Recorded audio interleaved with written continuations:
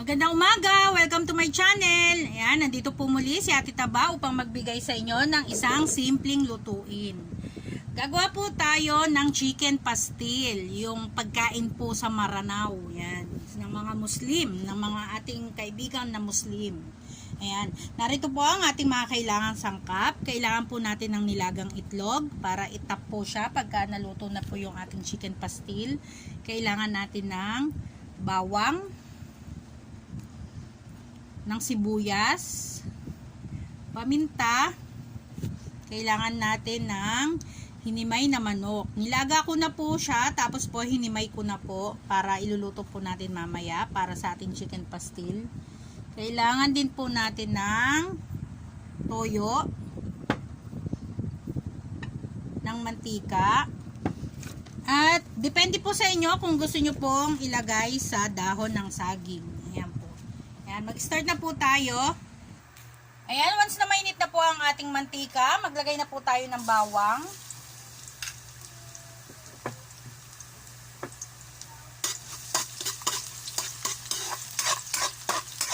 Sunod na natin ang ating sibuyas.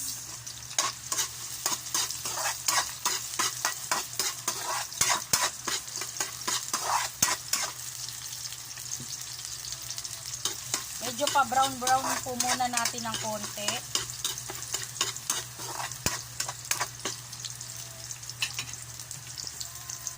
Maglagay na po tayo ng toyo. At ang ating manok.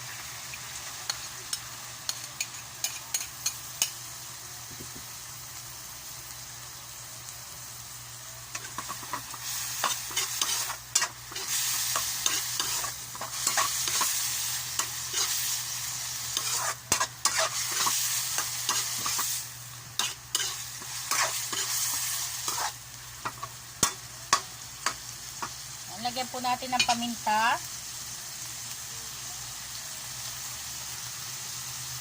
Yan, medyo i-toast po muna natin siya ng konti para mas masarap po siya kainin.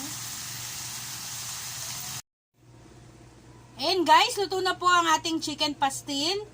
At naghanda na rin po ako ng ating kanin. Ayan po, nilagyan ko na po siya ng hard-boiled egg. At ilalagay lang po natin sa top ang ating nilutong chicken pastil.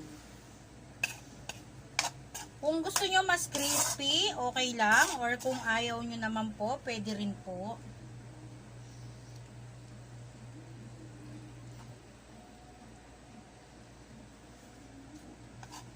Ayan po.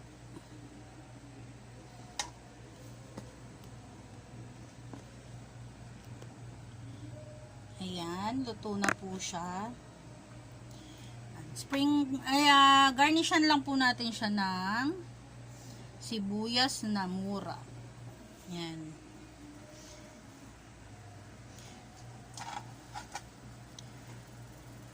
Ayan guys. Luto na po ang ating chicken pastel. Ayan. At kung nagustuhan nyo po ang aking video today, please like, share, and subscribe my YouTube channel, Cooking Tips ni Inay, at pakiclick na rin po ang notification bell para lagi kayong updated sa aking mga susunod na video. Ayan. Maraming salamat po and God bless!